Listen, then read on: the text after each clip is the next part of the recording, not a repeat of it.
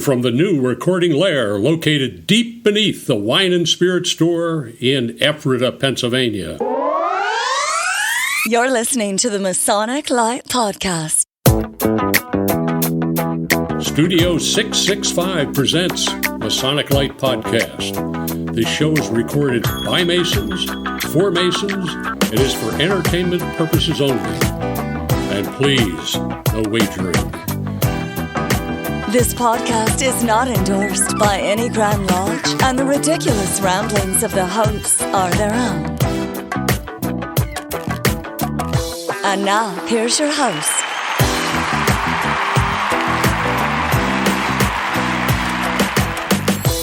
Good evening, everybody. Hey now. Welcome. Good evening. Masonic Lite Podcast, episode 140. What? Do it. 140. 140. Yeah. Oh, yeah, there it is. 140. Yeah, we're still here. Holy ta-da. Seth, did you ever think we would get to 140? I didn't know Larry could count to 140. It was shocking. So, Seth, you were on what, episode 1? Or... Well, it's like 2 or 3, I think, yeah. Oh, okay, you're a retread, so we're glad to have you. I am the guest of last resort. But you brought a special guest with you today, the Illustrious Potentate of Zembo Shrine, Ta-da. Mike Smith. Welcome. Thanks for having me, guys. I'm definitely special, but maybe not in the ways you're alluding to. So, Mike, just a reminder, this is a radio show, so you have to talk. You can't just look.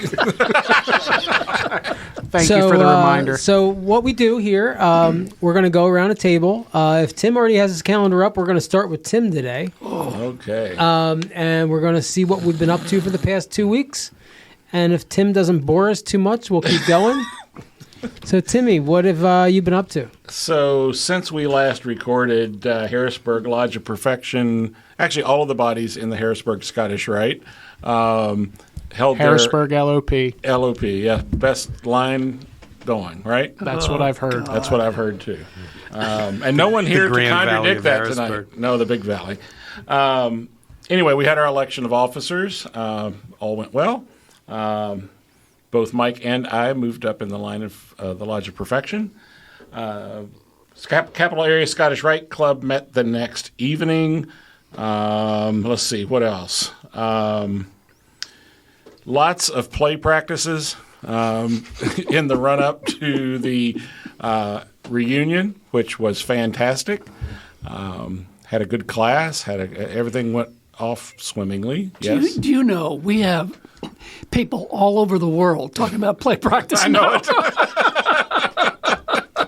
You started a trend, Larry. Yes, I did. Yeah, so those are the big things that are going on, that have been going on. We did have a Eureka West Shore Lodge number 302 held its monthly toast call, as it usually does on the third Wednesday.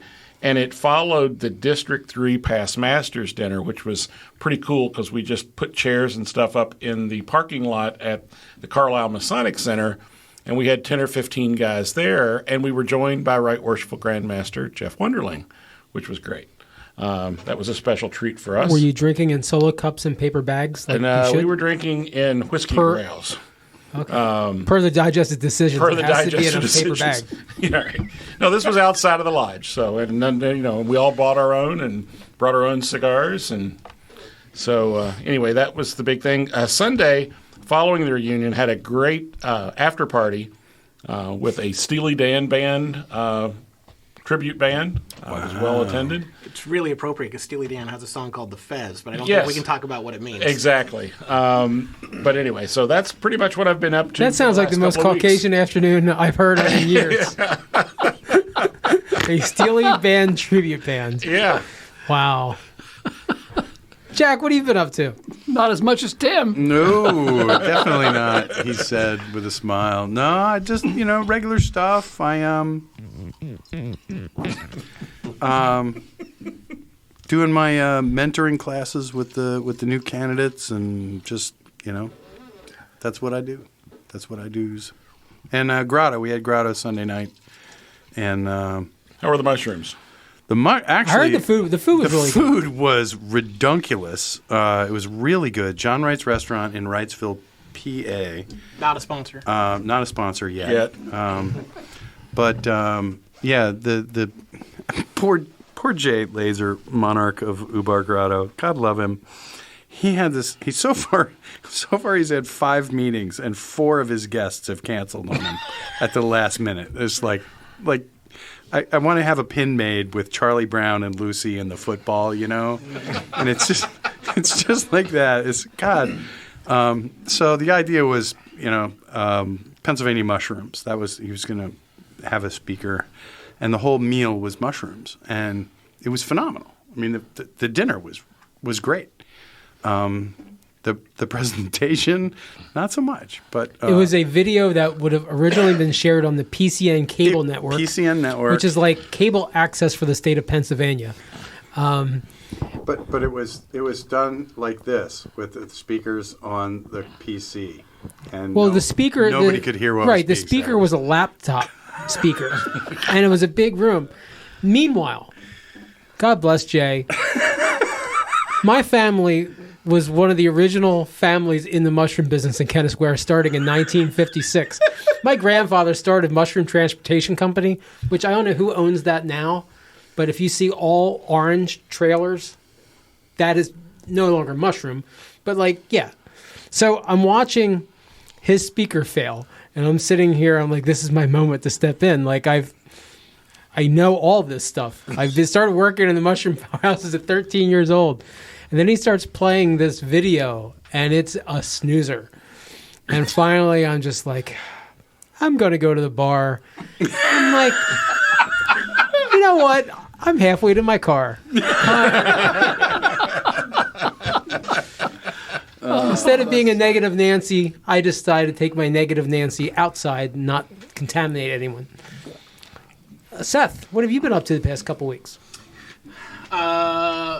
There's always too much Masonic things in my world to deal with, but I'll just give a shout out to 2 good friends, Mark Mattern and Harry Smith. Our Grand Commandery just met last weekend, and Mark finished a great term as Right Eminent Grand Commander and won a contested election to be Grand Recorder.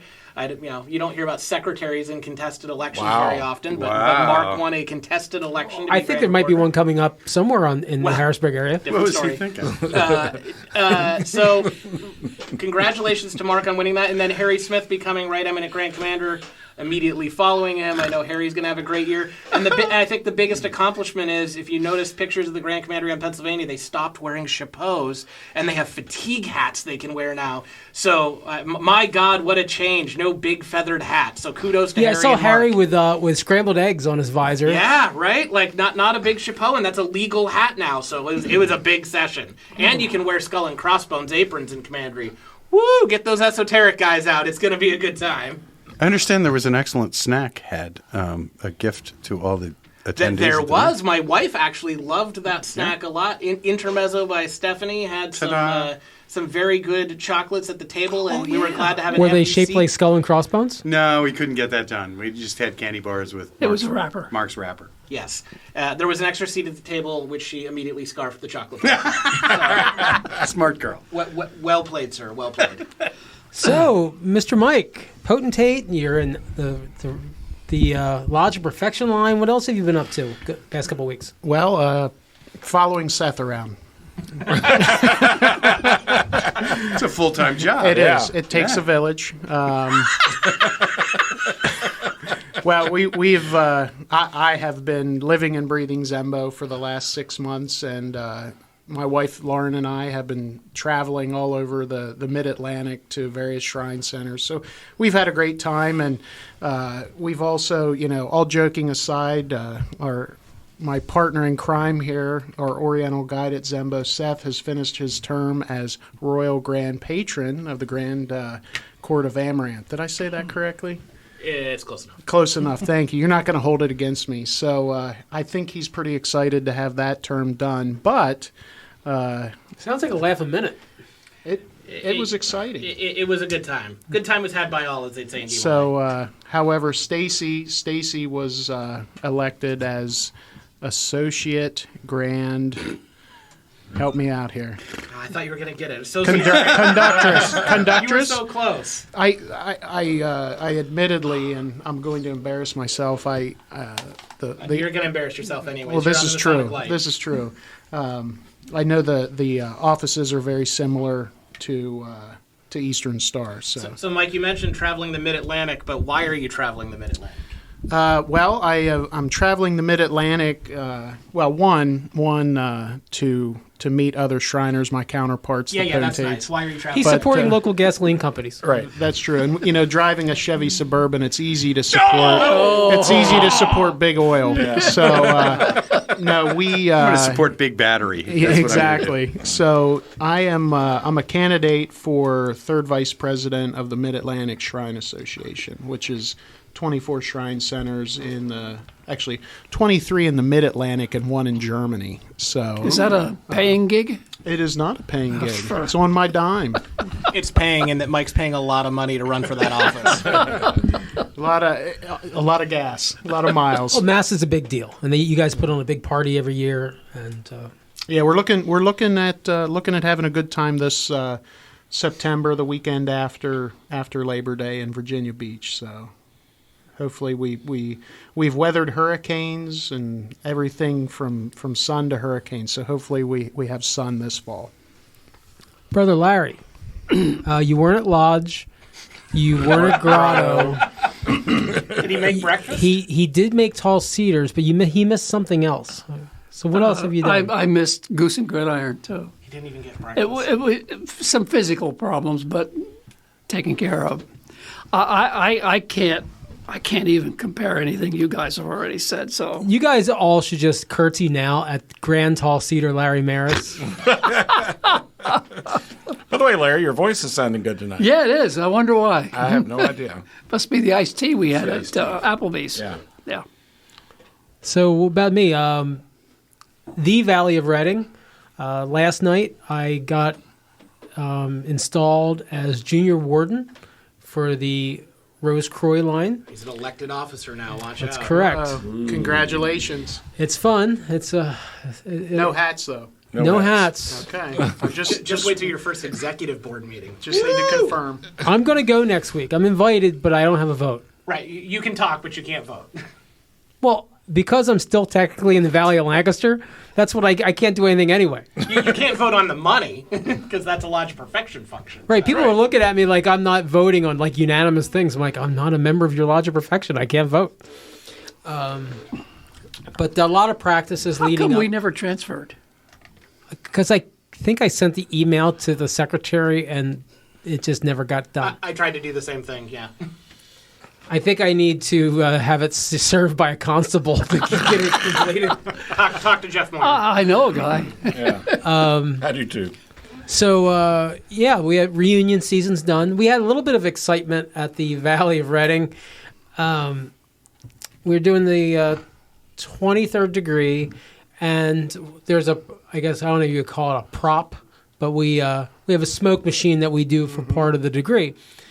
And I'm down in the makeup room, and I'm listening on a speaker, and it really does sound like you're like in the bowels of a submarine with this guy. He goes, you hear, that's enough smoke. That's enough smoke. Cut it with the smoke. And then you see all the fire alarms going chirp, chirp, chirp. And the fire department came, and anyway, we got back on stage. We finished the degree, and no one was hurt. It was fun. It was just a long afternoon because of that.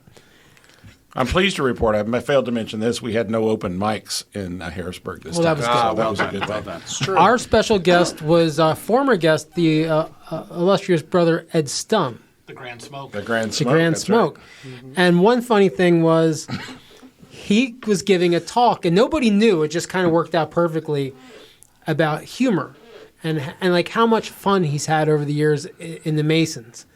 And he really gets about a minute into his talk, and the stage manager just starts walking out on stage with his headset on, and he's carrying what I thought was a box. And he's like, Commander-in-Chief, is it okay if I bring this out?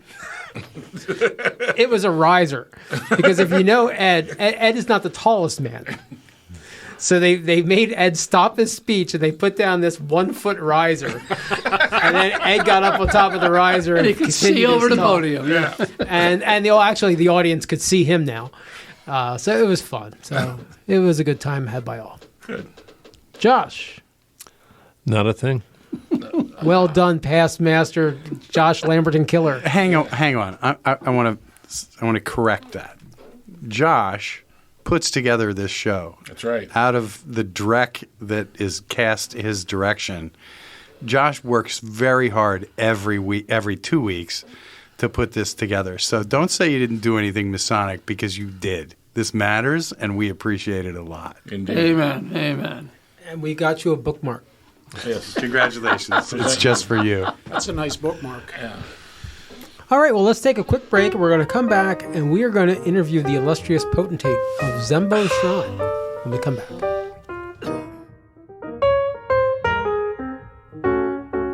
Why choose George J. Grove & Sons for your next home improvement project? At George J. Grove & Sons, we've built our reputation on quality and trust for more than 50 years. From planning to materials to installation, George J. Grove promises a home improvement experience second to none.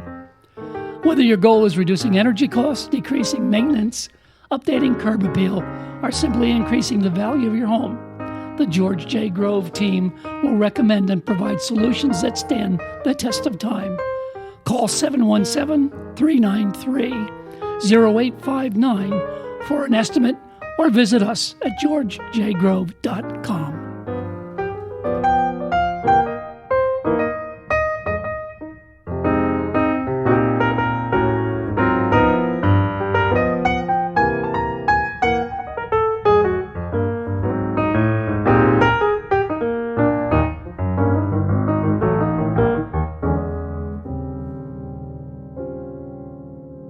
And we're back. There you go. There we go. Now we're really back. So our guest tonight is, as I stated earlier, well, actually two guests. We have Mike Smith and Seth Anthony from Zembo Shrine, among other things. Welcome. And Mike, tell us a little bit about your year at Zembo Shrine and things that you wanted to accomplish, things you're trying to accomplish, and what's going on at Zembo. Sure. Well, we the kind of the elephant in the room is our building, I would say, and we have literally it's in the room on the table in front of me. It is. There's a little wine bottle thing a little wine that's bottle. on our table right Correct. now. So, as many Central Pennsylvania Masons know, our building was for sale for 4 or 5 years, and that kind of fell through for several reasons. And I honestly didn't want to have to deal with that again this year, and I told the guys, I think we need to look at this from a different lens. We have a beautiful building.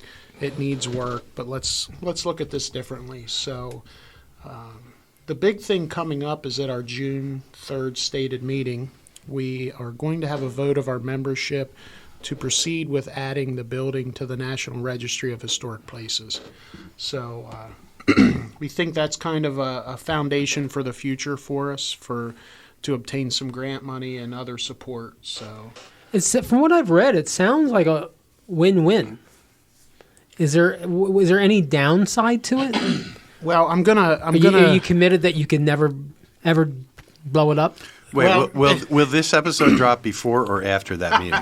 I would love to answer these questions, actually. And Seth has been very instrumental in this too. Because from what I read, it seems like it's overwhelmingly positive. I agree. I've not personally found one negative to this, to adding our building to the registry. Quite honestly, and all joking aside, your question about blowing it up, we spoke several times with the.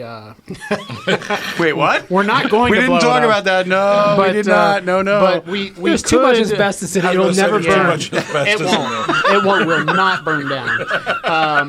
But we've talked several times with PHMC in Harrisburg, who that's the state body that approves the application.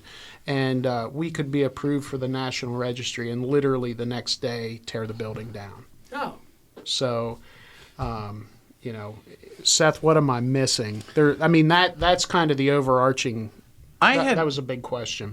I had heard that there are restrictions on modifications to the building. So is that not correct? No modifications. They don't, or no restrictions, I should say. Okay. Excuse me. No restrictions on modifications. They don't come out again after the building has been approved for the registry. And that's been actually the biggest misnomer that we've been trying to debunk this spring, is that we can do, it's still our building. If we wanted to paint the walls pink in the tile room, we could. I recommend against, just saying. Obviously that kind of defeats the purpose of historical preservation. Same with tearing unless down Susan the J. building. Coleman's going to give you a grant. Right. Even But no, there's no restrictions on work to the building. We could tear it down. It opens the doors for grant money. What else? What am I missing, Seth? Yeah, to Jack's point, I think part of that is there's the National Historic Registry and there's a National Historic Landmark. And the landmark designation is much more restrictive, and that's where you get into the whole can't make changes, it has to be historically accurate. The registry has tens of thousands of places on it, and once you spend the effort to get on it, you could just write a letter and say, we don't want to be on this anymore, and you're off of it. The trick is it opens you up for grant money, and probably the only downside is it just creates more work for you if you want the grant money, because you need that to really make it function. You have to have a grant writer do that for you. That's There's a good all point. kinds of hand signals going on. I'm just counting the number of times we say grant money. We would We're up like to some 8 right grant now. money. We would love to have grant money. If any of you are planning to die and want to leave a legacy, it would be to the Zembo Shrine. Yeah, reach out to me. I'll give you our address. And we've talked about it on the show before. The building was built in the 1920s? 1928 to 1930. Yeah, and it's what's the style of architecture it's called? Neo-Michigas is what it is. Not technically true. Of course, the name is escaping me now, but it is a Moroccan-influenced building, and it is not a model of any other building. It's just within that style. I was in Morocco for 2 years. God! And I'm going to tell you, it doesn't look like There was anything I've seen no over there. Zembo-style buildings in Morocco? You're still trying to date that monkey. I want to, just to circle back as far as grant writing, I want to... 9. If I can give a shot, yeah, it is 9. Sorry. Did it stop at 9? No. Are you sure you counted correctly? I'm counting. Okay. I thought Larry was in charge of counting. We're in trouble. We formed a partnership with the Historic Harrisburg Association, and their executive director, David Morrison, has been an outstanding sounding board, and they're going to help us. Assuming I'm making a big assumption, I certainly don't want to be presumptuous, but assuming our membership approves this next Friday, they will help facilitate a capital campaign to pay for this. And the person who is going to help us do that does indeed write grants. Doesn't count. To get grant money. Ah, there it is, number 10. Ding, ding, ding. So tell us a little bit about your year. Some of the things you also, besides the building, what else have you been trying to do for Zembo Shrine? So the fun stuff is what I'm hearing from this question. So again, I have to give a shout out to my wife because I've forgotten to introduce her or my children many times over the course of the Seth's shaking his head. He knows it's true. I'm on a 2-day consecutive streak of doing it correctly, though, and not forgetting anyone on the divan or my family. So, are you going to make sure she listens to this show? Absolutely. Right? Okay, Yeah, absolutely. That'll give us 4 Well, that eliminates about 4 of my questions then. So no, we've been traveling a lot, and Lauren is very supportive. She's only said no to me once as far as Zembo, and that's when I said, I'd really think I'd look good in a mini car. And she said no very quickly and took the checkbook from me. But no, she and our 3 daughters are very supportive. We've traveled to Washington, to Virginia several times. Actually, my oldest daughter, who is 13, she's attending a ball with me in Wilmington, Delaware, in 2 weeks. So, they have been supportive. I can't say that enough. And of course, we've made a lot of friends along the way. We were down in Roanoke, Virginia 2 weeks ago at Kazim Shrine, and I sat with Illustrious Sir Charlie Pope, who is the potentate of Zamora Shrine in Birmingham, Alabama. So just meeting wonderful people, literally from all over the country, all over. So Well, now it's time to pat you on the back a little bit. You had a very successful circus. we did.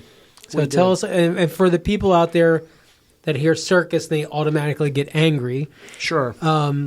No animals. Well, we did not have exotic animals. Okay. We had Household pets. Cat. there was my There was children. the goldfish parade. Monkey rodeo, whatever. We had there was a couple cowboy monkey I rodeo. believe there was a couple pigs who were they were pretty impressive. I didn't know you could train a pig to do tricks and stuff, but a llama and some goats, I believe. So Gotta have goats. Leave it alone. yeah. Just leave it alone. Jack's just itching So to we, make a Johnny Depp alpaca joke. Give him a paper bag. He's hyperventilating. So we took it really was a leap of faith. In 2020, we were literally in the middle of our circus when it was March 13th. I'm a school principal. Our school shut down on March 13th. And historically, that's a day I take off, the Friday of circus. And I was not at school for that. I was at the circus. And subsequently, we shut down the circus that night. And we had no circus in 2021. So it was like... So you got to do all the build-up work and not have the circus. Right. Yeah. Nice. So our members, we started talking to them last fall. They wanted to do a circus. And it takes...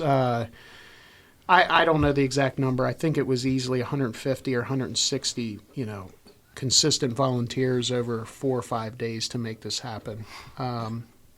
So our Zembo membership and ladies, I cannot forget them, and even my own children. I'm not sure if I violated child labor laws, but I had them selling circus programs. So anyway, we worked with Jim Hammond, who is a third-generation Shriner, and they just produced a tremendous circus for us. We had 8 shows, and we cut it back from 10 shows to 8, and that gave me a little anxiety. And I think, Seth, from the technology side of things, he was giving me like daily reports on online ticket sales. And we were about 2 weeks out, and I was like, "Oh, good Lord! I just want to break even on this circus.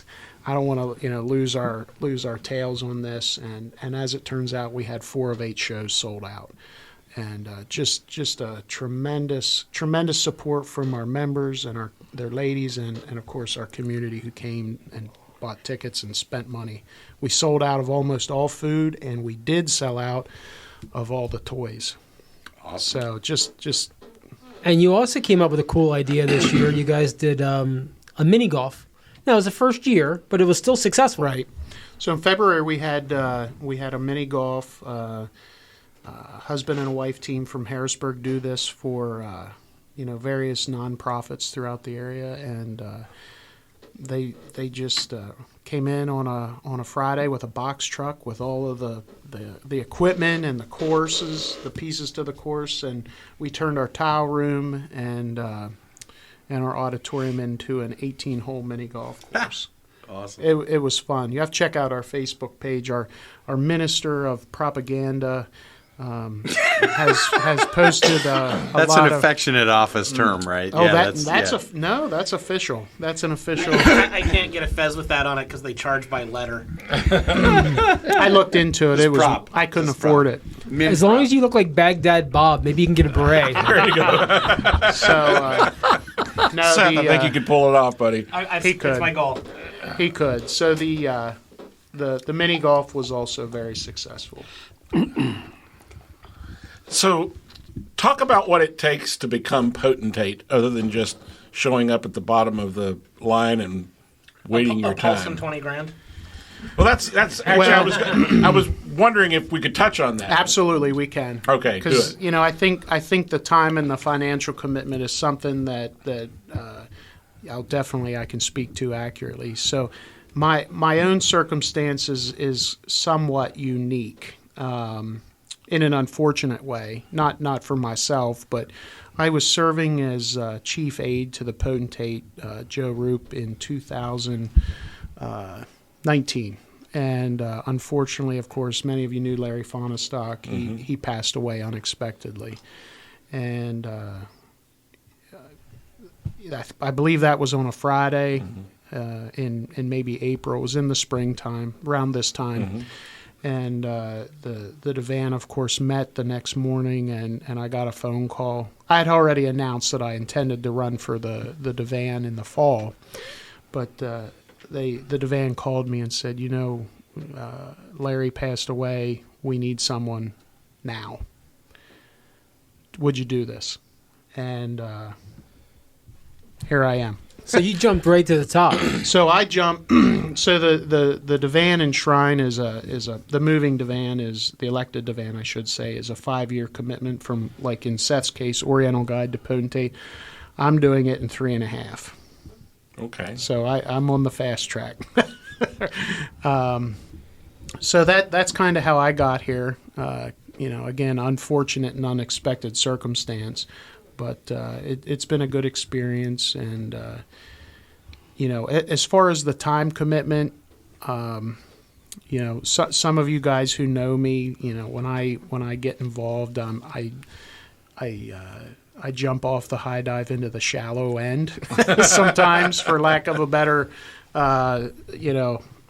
better description. But as I've talked to guys, and I know Seth, when we coerced and twisted his arm into joining us as Oriental Guide this year, I said, well, I've kept track of every dollar I've spent since I joined the divan, and I've also kept track, at least this year, of every event that I had as potentate. So I believe our installation was I keep saying June, January 7th, and I think I've been on the road 67 or 68% of the days.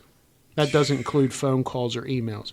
Now, I will tell you that, and Seth, I know, will he'll agree, or tell me I overdo things, but I told my wife, last fall, I said, listen, we get one shot at doing this, and I'm going all in. I'd be a horrible poker player.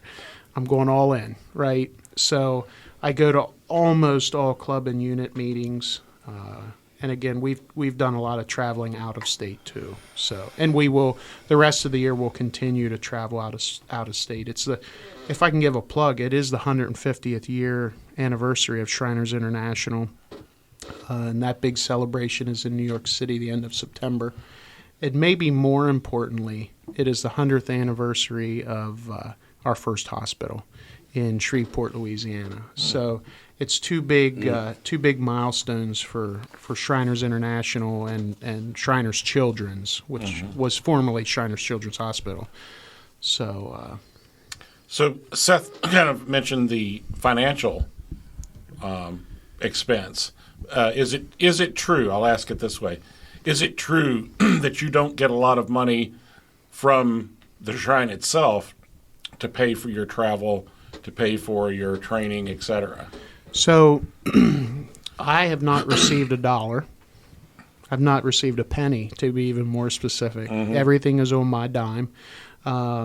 As far as trainings, it's now required that Oriental Guide, they have a leadership training in Tampa, Florida, right. And same with the assistant Raban. Now Zembo, we do pay for that. Okay. We're required to, one. Okay.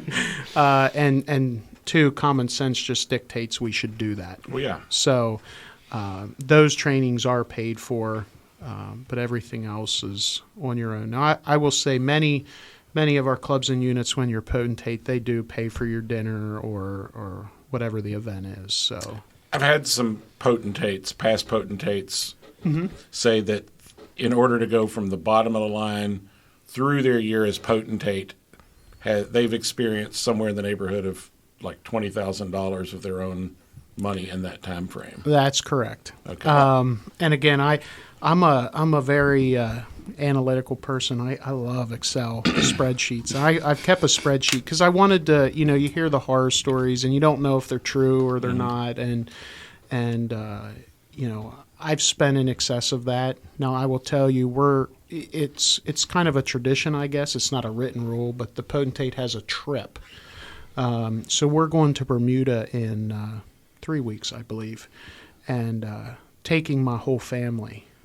And obviously a cruise to Bermuda for 5 is kind of pricey, and that's included in that. So it's like I've included my family because I value that, and obviously that costs money too. But it's things that we can do as a family. Who, my wife always teases me that I never take her on a non-Masonic date, or with people who are not Masonic.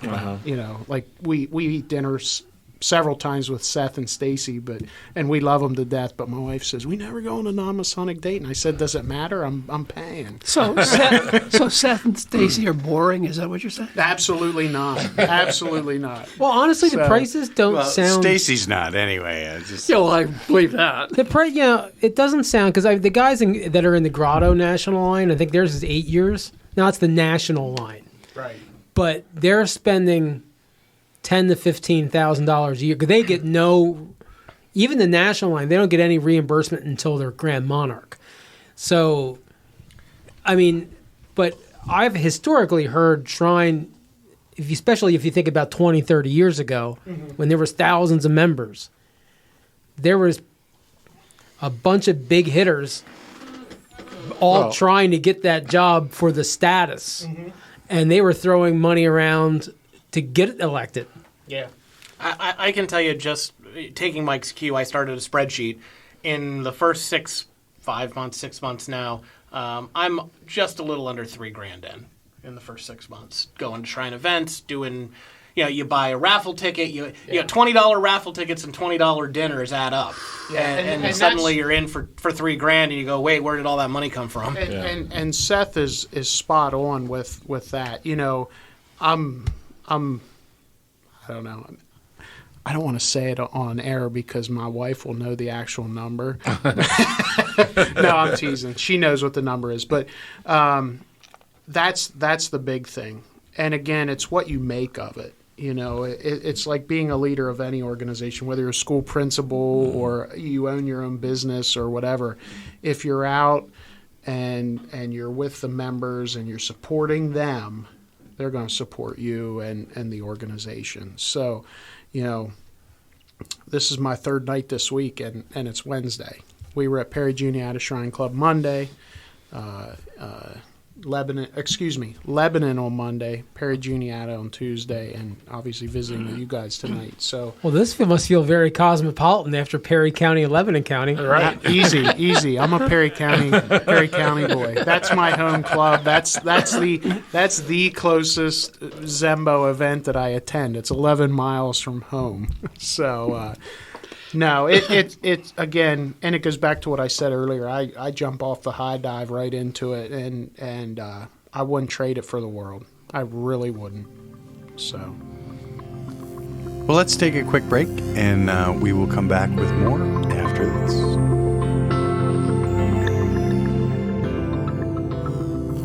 As far back as the mid-1800s, records exist describing the pre-meeting tradition of brethren smoking cigars during and after gatherings. To this day, the practice of smoking cigars remains very much alive in many lodges. This custom is considered a time for brethren to relax, exchange ideas, and enjoy the simplicity and fellowship that is the very essence of our brotherhood. This is what Hiram Solomon Cigars is all about. Our starting principles are to bring Masonic brethren together in the harmony of a good cigar. Pull up a chair, sit back, light up any of our premium cigars, and enjoy the history. Hiram Solomon Cigars can be found at fine cigar retailers. For a complete list, visit HiramandSolomonCigars.com Or check them out on social media to find out when they'll be at a live event near you.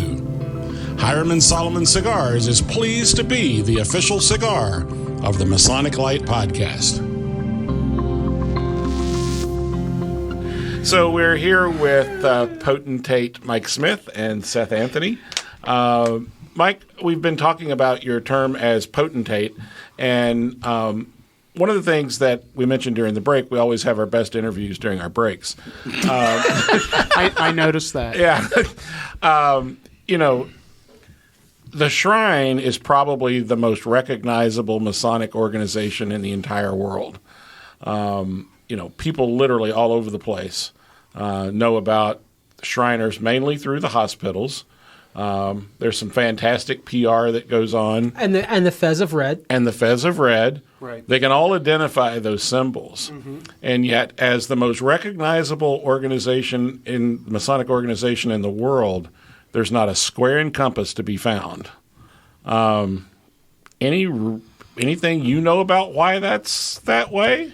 Well, I don't. Okay. But what I certainly agree with you. The Fez and even in our specific circumstances, Zembo is one of the, if not the most well-known building in the city of Harrisburg for the last 92 years. There's a lot of people that don't even know you need to be a Mason first to become a Shriner. While I don't have a good answer to that, I will solicit the thoughts of our Minister of Propaganda, Seth Anthony. And professional fraternalist. Professional fraternalist. He absolutely like any good political figure, he defers to his press secretary there to you answer go. the That's hard right. questions. there's a hard question. Talk to the press secretary. We're going to circle back to that one. Yeah. Tim, you raise a really good point about the lack of square and compass. And, it's funny. I was just on the phone this morning with Mark Tabbert, previous guest of the show. And we were having a conversation around the Shrine and what the Shrine means and where it's at. And I think part of it is the Fez is a much more theoretically accessible symbol than the square and compass. In so much as people have seen men in parades and goofy hats for 50 years now, right? And they know those men contribute to a hospital and they do good work. And you have to meet the general public where they're at. They might not know what a square and compass means, but they know what a Fez means. And Mark made a really good point to me. He said, in a society where the world has become much more inclusive and quite frankly, the role of the middle-aged guy, just in general, the role of the middle-aged guy has shrunk. We've got more women in office. We've got more minorities represented in office, which is great. The role of the middle-aged guy has kind of fallen to the wayside because we've always been very mercenary in our own motives. But nobody looks at a Shriner and thinks that's a bad guy, right? They see a guy in a red fez and know that guy donates his time, his money, and his energy to help kids who can't walk. And taking that moment to make a fool of yourself and say, here I am, I could be a lawyer, a professional, I can be Harry Truman, and I can put on a silly hat and get in a parade and still do good work for kids. It humanizes the good work that we do, and it's the best PR vehicle we have as a fraternity. So while I'd love to slap a square and compass on everything, you have to meet people where they're at and say, this Fez equals this. And it's the gateway to the square and compass. And how do we help people understand that every one of these men are Freemasons, and this is just a part of their journey and a part of where they're at. But see, I would turn that around. I would say that, and in reality, it's the square and compass Agreed. That's the gateway to Shrine. And while some symbolism, whether it's a square and compass or whatever, might not make a connection with the general public, it would make Masons in general proud. I got you, Tim. Recognize that. But I mean, for the profane that don't know about the Masons, if they have any random concept, it's usually, I wouldn't say negative, but they've heard all the conspiracy theories. The conspiracy theories are always around the Masons. They're not around the Shriners. Right. And yes, it would. I think it would help membership, but I think there's probably some bean counters on that are like, it's not going to help on the bottom line of money. No, it's not even going to help membership. It's not necessary to tie back to you have to be a Mason to be a Shriner. It's not necessary, because anybody that is a Mason that wants to be a Shriner is going to know that, or is going to learn that. Anybody that wants to be a Shriner is going to learn that he has to first be a Mason. It's not going to affect membership in any way at all. So maybe there's some insulation that happens between the two that's not a bad thing, because it's going to happen when it happens. You know, I don't see it necessarily as a bad it actually thing. leads me to another point, another thing that we discussed during the break, which is the cooperation and collaboration between the various Masonic bodies. You know, it used to be the case that in order to be a Shriner, you had to be a Scottish Rite Mason first. That requirement was taken away. Just like in the York Rite, it used to be a requirement of the commandery that you had to belong to all of the lower York Rite bodies, and they took away the council requirement. And that the council requirement does still exist in some states. Okay. Just like I commented on Reddit today, everything is jurisdictional. Right. But in Pennsylvania, you do not need to be a council. That's right. And so, I mean, and we're all, whether it's Shrine, whether it's Scottish Rite, whether it's York Rite, whether it's our Blue Lodges, we're all in need of more good men. We've heard that time and time again. And so while it may not be quote-unquote necessary, anything we can do to recognize that we're all part of the same brotherhood, I think helps us all. The whole concept of, you know, rising tide lifts all boats. You know, Well, I think comes into play. I think we are seeing nothing. Did Tim just quote Ronald Reagan? Yes, I did. I think he did. I did. I mean, look, we've been around. Bless his heart. You know, the Shrine's been around for 150 years. Freemasonry's been around for, if you ask 300. Larry, 3 million years. That's close. So you got to remember, you know, it's easy to say when things like Georgia finally having amity with the Prince Hall Lodge. All, you know, up here we're like, that's way past time. Things move really slow in the Masonic circles. But this year I saw the Northern and Southern jurisdiction of Scottish Rite and Shriners Shrine International. put out a joint letter basically saying you need to honor your Masonic Obligations. Absolutely. So, I mean, I think we're starting to, I mean, Well, in all and- fairness, I only read the first paragraph. So if you read There were no pictures. Too many words. Elementary school teacher. No, that joint statement by the the sovereign grand commanders of both jurisdictions and the Imperial Potentate Bill Bailey was very timely. In Harrisburg, we, just like any Masonic body, we have our issues and challenges and everything else. That's true of everyone. But I would like to give a shout out to the Commander in Chief of the Valley of Harrisburg, Bud Baker. He became a Shriner last, I don't know, maybe November. Mm-hmm. Does that sound right, Seth? Sounds about right. And he's been back to every meeting, and obviously Tim and I are officers in the Lodge of Perfection. Emphasis on perfection. The best line. It's known by many to be the best line. Not everybody can get into Rosecroix. It's okay. Anyway, I think there's value in that for members of both bodies, and I'm speaking specific to Harrisburg now.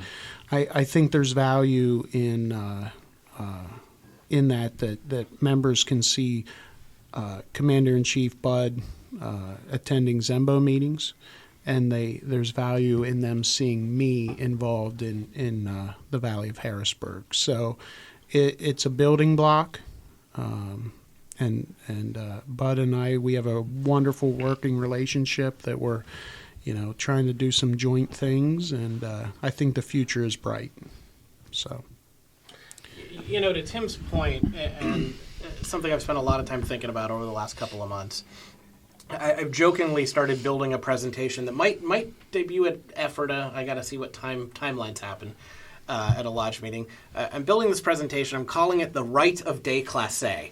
A very, very fancy name, but if you know what déclassé means, it's kind of the... I'm from Perry County. Yeah, I got to Perry County this up. The right of the tacky, maybe is the right way to say it. But when you look back at really the golden age of fraternalism, especially from the 20s forward, you had that requirement that you be a Scottish Rite Mason or a Knight Templar to be a Shriner. Mm-hmm. And whether we like to admit it or not, tens of thousands of men joined the Scottish Rite merely to become a Shriner. And there was a lot of vitriol over that. God, we took in all these members just so they could be a Shriner, and they had to maintain that membership to be a Shriner. And you look around the country at these wonderful Scottish Rite temples and the York Rite stuff, and you have to be realistic and say to yourself, a lot of this was built on the back of those guys who paid a lot of dues to be able to walk across the parking lot and put a fez on. And they had nothing to do with the Scottish Rite. And whether that's right or wrong is neither here nor there. It's the fact that they financially contributed and we were able to build these amazing edifices and contribute to the Scottish Rite as it became today, and the Commandery, because Knights Templar was the other option. Those organizations benefited from the goofiness that was the public image that became the shrine. Because how many times if everybody in this room, when you said, I'm a Mason, somebody goes, I don't know what that is. Do you know who the Shriners are? You ever see a red fez in a parade and they go, oh, yeah, all those guys are Masons. It becomes a very quick cultural cliche to say that. And it's not just the shrine. The shrine's kind of the most well-known piece. But sitting here with 2 past monarchs and 2 past Grand Tall Cedars, you look back at Atlantic City in the 1950s when the Tall Cedars were at their heyday in those parades, they were doing the same thing. When Grotto was at its heyday in those parades, people didn't understand why it was a black fez or a red fez. They just kind of knew they were Masons doing good work, right? So if it weren't for that public PR thing that we did in those goofy side groups, would Masonry have the public perception and recognition that it does today, if not even because of the good PR, but because of the money that came through those groups that allowed them to sustain and build what they did? Because how many guys joined a lodge to become a Shriner in that heyday? Just kind of a bigger point. I'm actually curious to Jack's thoughts on this, because I know Jack's a strong proponent of Blue Lodge Freemasonry. How do we not to the that? exclusion of appendant bodies, but for a new Mason in particular, you have to put your roots down in your Blue Lodge. You have to have a place that's your mother lodge, right? And then after you've done that, you certainly should explore other aspects of Freemasonry. But I go back to what I said earlier. I don't think it matters. I really think that I've been exposed just in the podcast and sitting in this chair over the last couple of weeks. I've been exposed to more. Exposed? I've exposed myself. Have you talked to HR? Well, wait a minute. Let me back up a little bit. No, I've been exposed to more about the shrine in this podcast studio than I have in the last 16 years of Freemasonry. Nobody in my Blue Lodge talks about shrine. Nobody. Well, and I'm the potentate now for almost 6 months, and that's a common theme in central Pennsylvania. And I don't know why that is, but I've been to Shrewsbury Lodge. I've been to Mount Lebanon in Lebanon, obviously. I was just invited to Milton. And those are all an hour and a half from my house. Those are at the extremes of the Zembo Oasis, and there are Masons that have never ever heard a presentation on shrine, or at least an entertaining one. An entertaining one, fair enough. Right. Yeah. Well, let me just say there are Masons who have never heard a boring one either. And not to say that I'm the best, public speaker or presenter, but to me that's a shame. Well, you're used to speaking to children, so this is a great audience. Fair enough. Fair enough.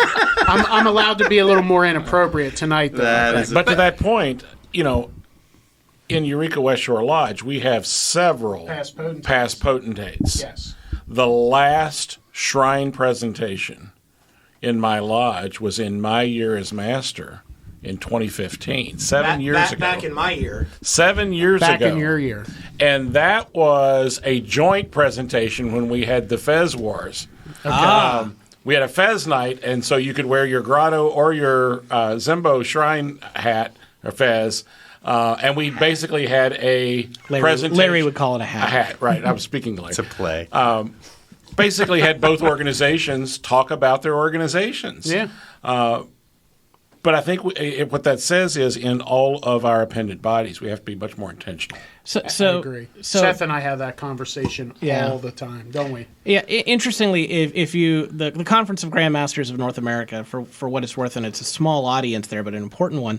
I think it was Brent Morris that just did a presentation about they did a study for the Southern jurisdiction of the Scottish Rite and proved that if a man was a member of the Southern jurisdiction, the chances he was going to be suspended for non-payment of dues was significantly less than if he was a Blue Lodge member only. Right. And that's the same argument across all of these appended bodies, right? I agree with that. If you're happy doing something in Freemasonry, even if you're not active in your Blue Lodge, you're going to keep paying those Blue Lodge dues. So it's a golden handcuff.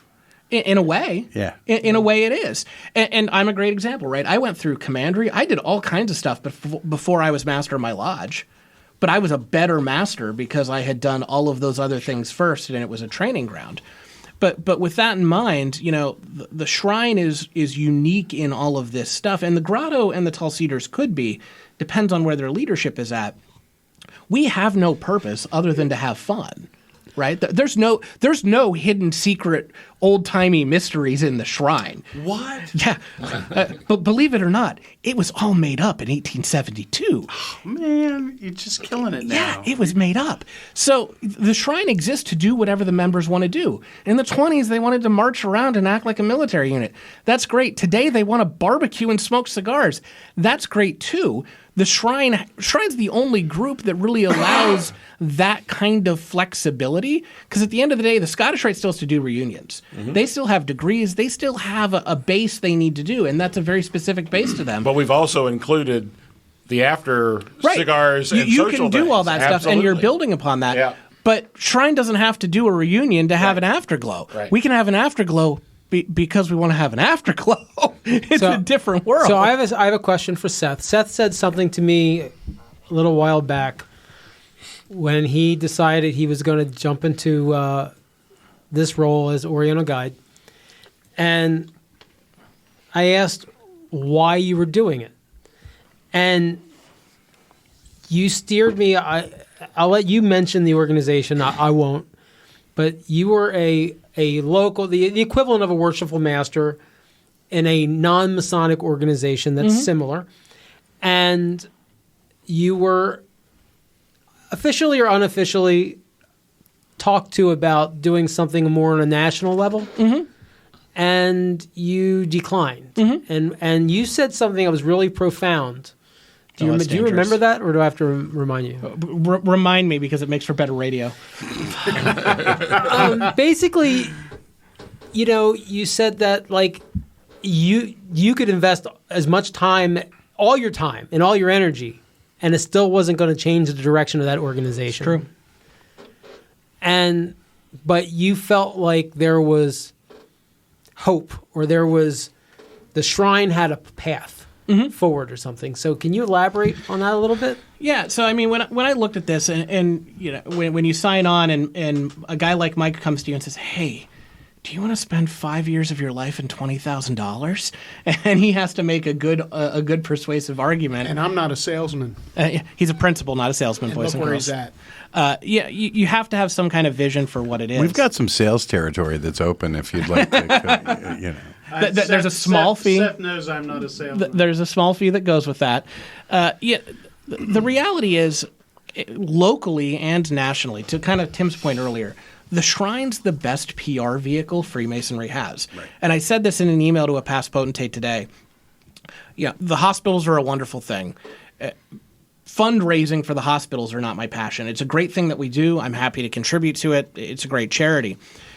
But without a local shrine center, there's no hospitals. You have to have those local shrine centers to support. And when we think about the Harrisburg area, and we've actually had this in the last couple of weeks, people know what Zembo Shrine is. They know JFK campaigned there. They know Harry Truman was there. They saw Alice Cooper there in 1972 doing a set list. They saw Bobby Brown there in 1989. They watched Hulk Hogan whoop some poor sap's butt in 1986. What you gonna do, brother? Right. Like, that's what they know Zembo Shrine for. And we had somebody say, oh, yeah, I'm going to a graduation at Zembo. And we went, there's no rentals on the calendar at Zembo. And we looked at, the graduation was the Scottish Rite. Yeah. They have no idea what a Scottish Rite is. Right. They know what a Zembo is. Yeah. And so, for better or for worse, the image of Freemasonry in central Pennsylvania for a lot of the general public is tied up in a big imposing building sitting at 3rd and Division Streets in Harrisburg. So we have an option. We can sell that building and divorce ourselves from that image and start from ground zero. Or we can save that building and help the general public understand what Freemasonry is through Zembo. And I think it's much better to start at level 50 and try to build up than sell it, wash our hands, and walk away. So as a PR guy, and one of my proud statements is I'm the only Master Mason that's ever worked in the public relations office for the Grand Lodge. And I said that propaganda. Yeah, and I've said that to past Grand Masters and many. It's the best PR vehicle we have for the fraternity. And if we wash our hands of it, whether you're a Zembo member or not, you're washing your hands of 92 years of history and the best PR vehicle we have. No. That's the right decision. Absolutely, hands down without Well, question. I think part and parcel to that, though, is the issue that all of us are facing, which is the declining membership. Mm-hmm. Exactly. At its heyday, Zembo had how many members? So I don't know if it's at its highest, but I know in 1980 we had 10,000. 12,000 was the highest. 12,000 was the highest. Okay. In the 70s. And now you're what, at 1,484. Okay. I looked today. Okay. Yeah, and I mean, all of our organizations are struggling with membership losses, mainly as the generational groups change. The World War II folks have passed on. Seth and I have waxed philosophically about this, as we've traveled throughout central Pennsylvania, and we're never going to return to that level. We're not. You're right. Whatever the generation is, millennials or whatever, they're not joiners. But we've got to find a way to make the fraternity appealing to those who, again, are good men who want to be better men. I think if you do the right things for the right reasons, they will come. If you build it, they will come. I mean, that's just a fact. I said to Mike on the way out, Shrine is a product that sells itself. Yes. Of Freemasonry, you never have to talk a guy. When you say, hey, you want to join Shrine, you never have to explain what the Shrine is to them. Right. If you say, you want to join Tall Cedars, they go, what's a cedar? Although there's a huge, I think, lack of information about the Shrine. I mean, Agreed. I discovered this with our discussion with Mo a couple of weeks ago. There's all this ground chatter in Blue Lodge Masonry about affinity lodges, and we need like Hunter's Lodge, and we need Golfer's Lodge, and we need join Shrine. Exactly. It's right. It's there already. Do whatever you want. And if we don't have it, you can create it. Yeah, make your own. Yeah, exactly. you can do whatever you want. And I'll tackle and I know I've said this on the podcast before, but I think it bears repeating. It's not that millennials aren't joiners. We are absolutely joiners. Are you a millennial? I am a millennial. I've scared Mike now. I gotta go. I've ruined it.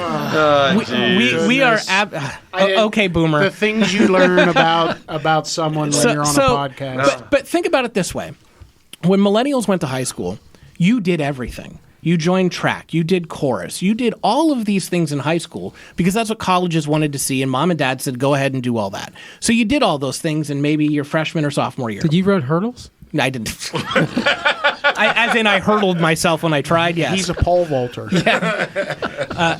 But they tried.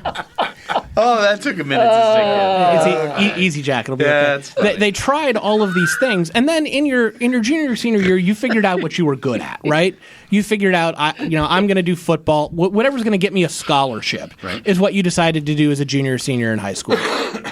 So if you look at millennials today out in the workforce and in general, they will happily jump around between 5 or 6 things to figure out what it is they're good at and what they're like. And they're willing to pay dues to 5 or 6 things. I'm a member of Harrisburg Young Professionals, all these professional organizations I'm involved with. I'm a Mason. I spend my time in the Masons because it's what I've connected with and what I'm like, or what I like to do. And I think I see this in so many millennial professionals that they jump around to these organizations until they find what fits. So they're joiners, but they're very fickle joiners. They're happy to join for 1 or 2 years, pay dues, and then go, I tried this. It's not for me. I'm moving on to the next thing. There needs to be some value added. Exactly. They're looking for what that value is. And if the fraternity can't prove that value, then they're willing to move on. And this goes back to the conversation about appendant bodies. It's all well and good to say, yes, you need to have a root in your Blue Lodge. And I won't argue that at all. But if you get somebody who spends 6 months in Blue Lodge and goes, oh, this just isn't my thing. Like, I like being a Mason, but I'm not going to jump out on that floor and do ritual anytime soon. I don't have the time to commit to that. That's the time to have that conversation. Say, okay, what is it that you do have the time to do and you like to do? What can I find in Freemasonry that will scratch the itch to keep you around? Because I'd rather invest that 30-minute conversation today to find out I'm a gun enthusiast. Cool, Zembo's got a gun club. You should really talk to them about going and doing that, because it can be one night a month that you go out and do the gun thing, and that keeps you involved in the fraternity. Because 15 years from now, they go, I've been a Mason all these years. Maybe it's time for me to go back to Blue Lodge.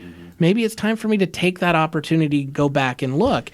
And plus, you're around guys that are talking about the other things they're into. The peer pressure, right? There's a peer pressure factor there. Yeah. So there's value in that, and knowing that, give them 6 months or a year in their Blue Lodge. Let them get that root. But if it's not working, find out what's going to work for them. Don't give them nothing. I don't know why Larry's laughing. I'm still stuck in the pole vaulter. He's so easily distracted. Larry's been a pole vaulter since 1972. Oh no! Get out of my head, dog. He looks good in those shorts. So I want to go back to the intentionality that we talked about, because, and this is not, I'm going to use my experience with Shrine, but it's not really about Shrine. It's about any appendant body that. Is this about online dues payments? No, I'm going to stay away from that one, because I know that's one. They're getting closer. We're getting closer. Yeah. So recently, like within a few months ago, I saw a friend of mine who's a past master of a lodge post that they had become a member of the Past Masters Club, for example, at Zembo Shrine. And I said, I didn't know Zembo had a Past Masters Club. Oh yeah, by the way, I'll send you the form. It's in the pepper every month. But that wasn't my point. My point was, I've been a past master now for almost 8 years. Yeah. I've got 4 past potentates sitting in my own lodge. 12. And they're not advertising. And no one ever said to me, Tim, you're in November of your year as master. Next month, you can join the Past Masters Club of Zembo Shrine. You too can pay $20 a year in dues. Or $200 for a lifetime, whatever. No, it's not $200. Whatever it is. $150. $150, for whatever. The one-time low payment. But my point is, we know who every master in this state is. Mm-hmm. Yes. And we can cross-check that with membership in any appendant body. Correct. Well, why are we? He's getting all digital on us. First of all, you're the only one in Pennsylvania that understands that system, Grandview. Not true. I do understand it. I was going to say you're sitting across from Seth here. Come on. Yeah. I do understand. So you might have to lead that discussion. But I'm just saying, it doesn't matter if you keep it on a frickin' abacus and be the change. Whatever. Exactly. And I'm doing that. I'm creating a database of my Blue Lodge membership with a crosstab showing who's in the Shrine, who's in the Scottish Rite, who's in Grotto, who's in Chapter, Council, Commandery, so that at any point I know who in my lodge belongs to what. And you're doing something very intentional. I did in Grotto when I was secretary, and we've done in our AMD council. When I was Grotto secretary, I marked down everybody who was a 33rd, everybody who was a past master, because inevitably when somebody came to Grotto and said, you're all a bunch of scallywag Masons who screw around and drink, and I go, really? Because 50% of our members are past masters and 33% are 33rds. Are those the guys you think are just screwing around? And they just stare at me dumbfounded like, wait, what? Yeah, Like, exactly. these are the most involved guys in the fraternity. Well, That's Tim, my point about intentionality. Well, I think the problem is, and I was guilty of this when I got done being in the East. I was burned out. And, this past Potentates, and Mike's already told you how much he's been doing things. Yeah. I'm imagining that when his year is done and he takes a deep breath, he might not be like full of piss and vinegar going out there and pushing, you guys got to come out to past master tonight. No, he's going to be the thrice illustrious master in the line of perfection. Right, he's moved on. Known to many. Known to many is the best line. Yeah, I'm just saying, I a past Potentate still kind of got some burnout. Well, and being a realist, that's probably going to be true. I hope it's not. I've told the guys I hope they keep me around in some capacity next year. Jury's out. They're still wondering. There's a lot of things that are happening, as we talked about earlier with the building, that I want to see through. And to Tim's point about intentionality, absolutely. We need to be more intentional with everything we do, whether it's promoting Past Masters Club or promoting our membership, because we do have the most recognizable building in Harrisburg. And the Red Fez, and if I may in a minute share a story about the Fez, to me, it really should be easy to get members if we try. Right. And I've told, Seth and I talk frequently, and on our drive. I talk to Mike on the phone more than I talk to my wife. I was hoping you weren't going to go there. But anyway, on one of our many conversations, I said, it's not that I've come up with like brilliant, game-changing ideas this year. No one's going to outwork me. And call me what you will, arrogant or whatever, but no one will outwork me. And I stand behind that. So, I'm not. I think Seth alluded to this earlier. I'm not going to put my effort into something that I don't find value in or that I don't feel has a bright future. And I think, we're never going to have 10,000 or 12,000 members at Zembo again. Right. That's just. It's unrealistic. I'd be drinking the purple Kool-Aid, right? Right. So, but I think there's a tremendous upside to Zembo Shrine in Harrisburg on a much smaller scale in our 92-year-old building. And I'm not a Gen Xer, or excuse me, I'm not a millennial. I am a Gen Xer by several Latchkey months. kids. But if I may digress, kind of the meaning of the Fez, just the point of it being recognizable internationally. I had just been elected to the line. Again, I shared my story. And it was that summer I was High Priest and Prophet, which is the second year of the Which is a pretty good title in Freemasonry, by the way. High Priest and I was Prophet. going to say it's common. You get them both, right? It's common, across several bodies. Anyway, we were in South Carolina, in Merrill's Inlet, South Carolina, and I said to my wife, I said, I'd really like to go out to the Greenville Hospital, and in the western end of South Carolina. And anyway, for whatever reason, my wife didn't want to go, or she couldn't go, was probably the story.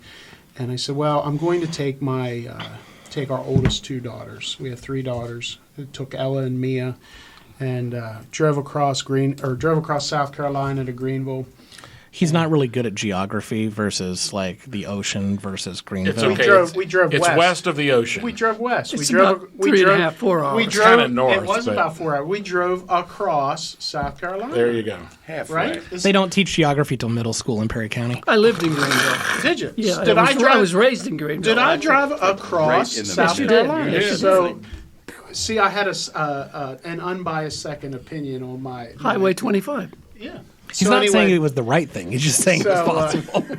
We drove to Greenville from Merrill's Inlet, and anyway, we scheduled a tour, and that's He-Jazz Shrine territory, and had a tour, wonderful tour. I had my fez on, obviously, and we get almost to the end of the tour, and father and his toddler son were there. And kind of in the lobby area. And the son was playing around like any 2-year-old, 3-year-old would, high energy, right? Little boy. And the dad looked at me. I had met him, small talk, known him for maybe 5 minutes. And he looked at me and he pointed at my Zembo fez and said, "Thank you." And it caught me off guard, right? And I'm usually not one that I like to talk, obviously, and I'm not at a loss for words. And I said, "Oh, well, what do you mean?"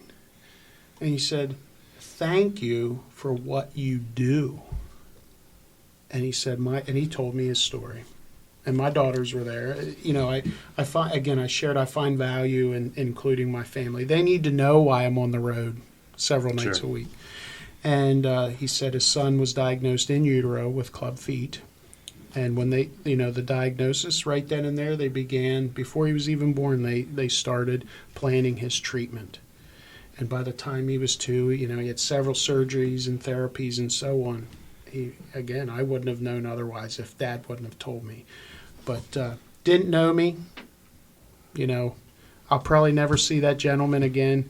But he pointed at that red fez and said, "Thank you." He didn't know I was from Harrisburg, Pennsylvania. If he didn't know that, he wouldn't have talked to you. So, anyway. But that, Damn it's Yankee. things like that that really kind of make it all worthwhile. And I told Seth, this is the honest to God truth. The guys at Zembo have heard that story. If I had $1, So many times. Exactly. But what did I say coming down here about that story? You're going to tell that story until somebody makes you stop telling that story. No, that's not what I said. I said I will tell that story till the day I die. Yeah.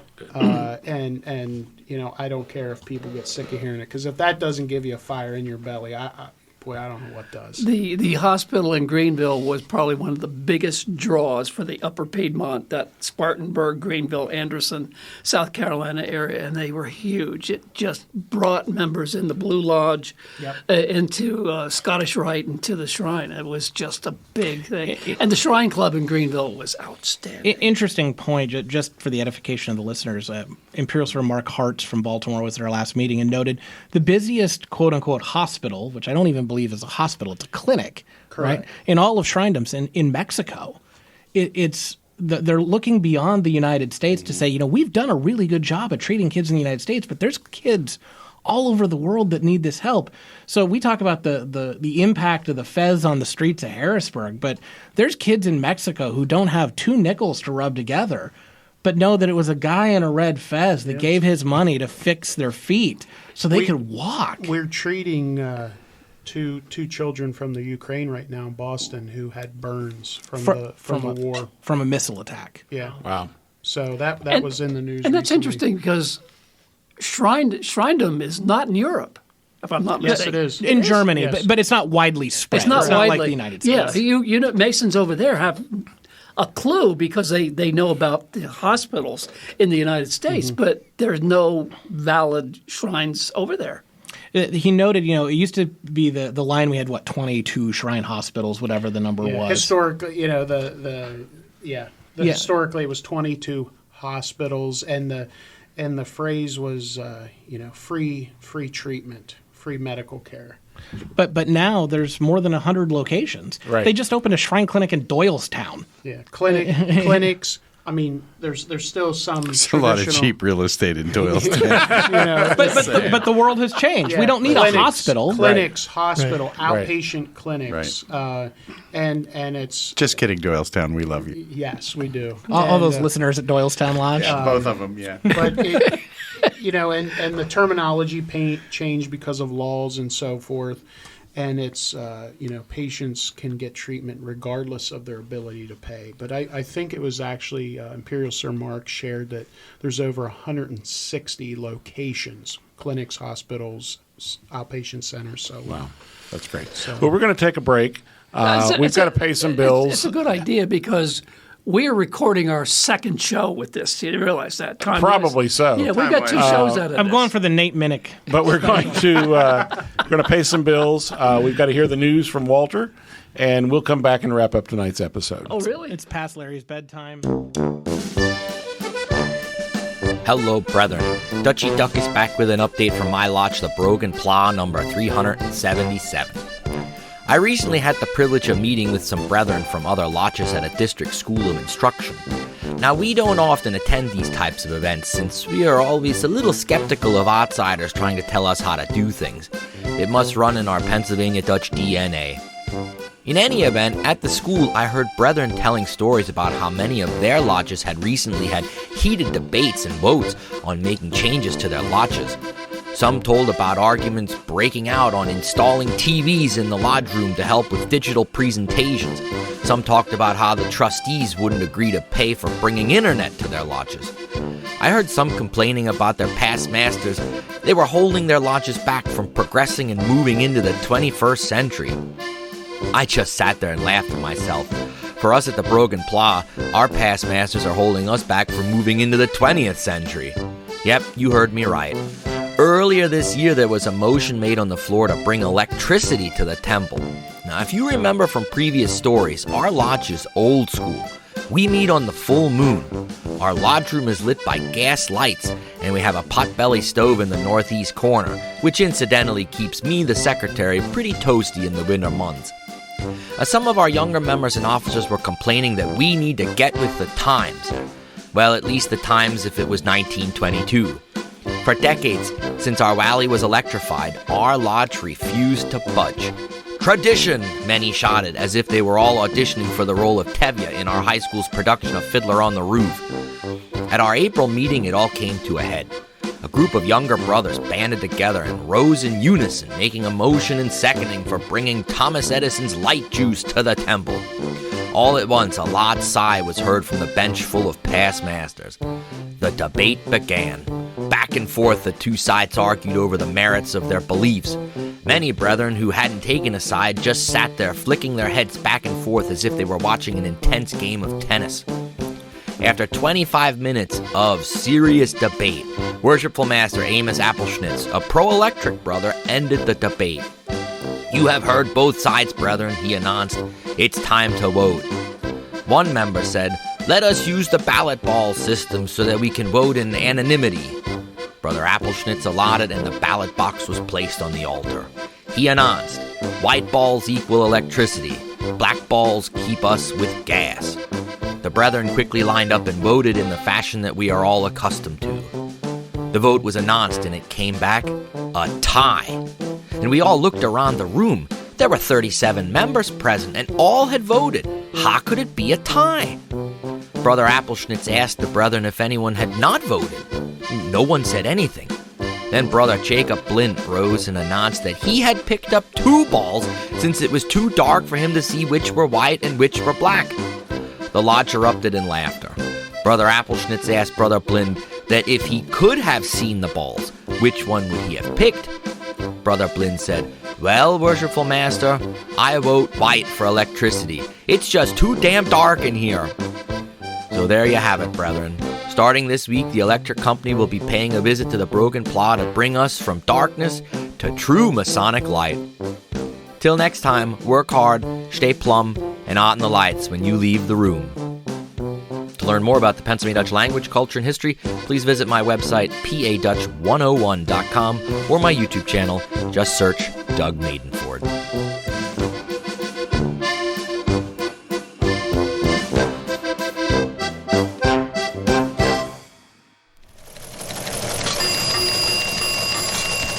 In Masonic news today, the Grand Lodge of Harrisburg has announced that owing to the skyrocketing cost of gasoline, local lodges should meet 3 times in one day, 4 times per year, thereby filling the requirement of quarterly meetings. Extra meetings will be held via Zoom, and banquets will be delivered by DoorDash to every member's home. It is believed that the cost savings should be nearly enough to cover the bar tab for 1 grotto ceremonial. That's the Masonic news. So mote it was.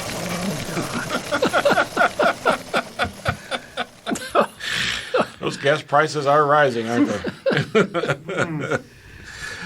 All right. Well, thanks, guys. We greatly appreciate you guys being with us tonight. Jack, what have you got coming up in the next couple of weeks Masonically?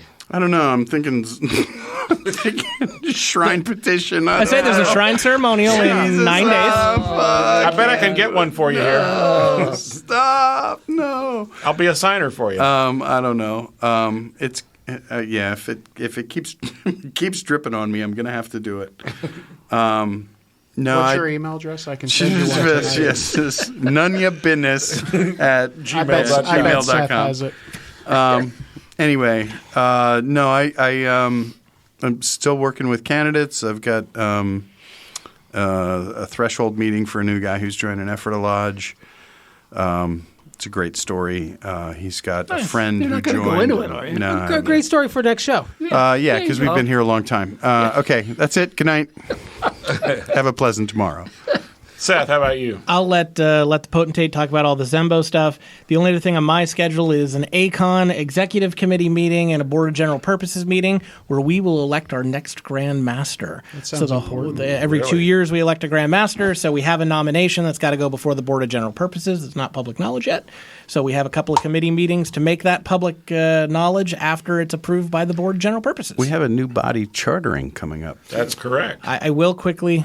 And I have to get him a check still. I will quickly make a plug on Wednesday, July 13th, because Wednesday in the afternoon is the best date to get Masons out. We will be warranting Donegal Church assemblage of the operatives. We will have the Grand Masters from England over here in Lancaster, sure to show them the best time of Pennsylvania Dutch Freemasonry can buy. Whoopie pies. Yeah, whoopie pies. And they will be with us for 2 days and then flying to Texas, I think. But we're looking forward to hosting them at the Lancaster Country Club and at the Lancaster Masonic Center and warranting that, and several people in this room are involved in that. So, Mike, talk about Zembo. Yeah. I would be remiss if I didn't mention June 11th. It's our, 4th annual Walk for Love. We take a hot lap around Italian Lake across Division Street from Zembo.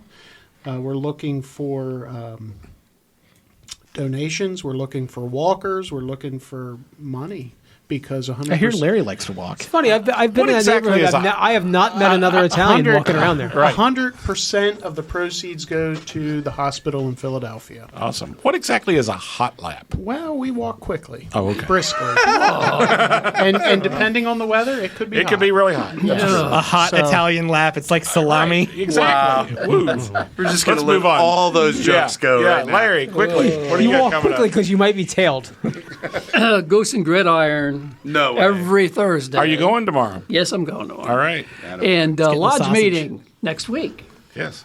And I'm sure Josh I have will be no there. idea what it's going to be like because nobody's going to be there. Well, it's going to be officer-wise. interesting. I think you're coming down. Pete's doing it. I'm not sure. This may be Masonic Light podcast takeover. I might be filling in as worshipful master, and I haven't been in the East since 2015. That's okay. It'll work. It hasn't changed. It may be MLP takeover night. It's supposed to be a picnic, but we found out tonight that it won't be a picnic. But I have no idea what the hell's going on. I just say we take advantage while we're in charge. Exactly. And we just pass all kinds of things and throw people out and do everything. You know, that used to be the thing in DMLA. We told them when whatever kid showed up made the rules. So if 3 kids showed up and voted to have themselves a pizza party that night, that's what happened. It's a pizza party It's night. on. It's a win. Pete. Yeah, so Lamberton Lodge, Lamberton? yes. No. Millersville Lodge. Lamberville. Lamberville. Reunion season's over, so my schedule's kind of getting a little slower now for the summer. Just in time for doctor appointment season. Nice. So I've got a bunch of doctor's appointments coming up. Maybe I'll run into... What's always good about being in the Masons, I always see another sick Mason in the waiting room. Josh, what are you up to?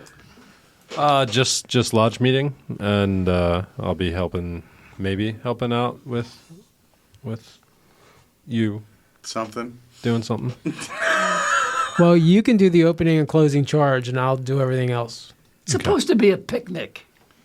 You're not having a picnic. It was supposed to be a picnic when we were asked. Casual. Sounds like a walk in the park all the way around. Everyone but the officers can still come in business casual, but the picnic is off. It's coming up later. This is totally wrong. Get over it. Don't we have chickens or something to cut to? Not yet. So I've got a few things coming up. Actually, we figured that. Well, actually, next week is really nice. I don't have anything planned, which is great.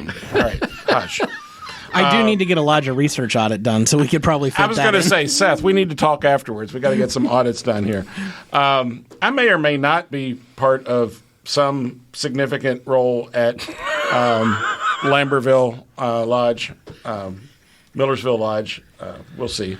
But that's on the 7th. The night before, Eureka West Shore Lodge number 302 is having their annual Strawberry Night. But more significantly, prior to that, we're having a pig roast starting at 5:30. It's a family night.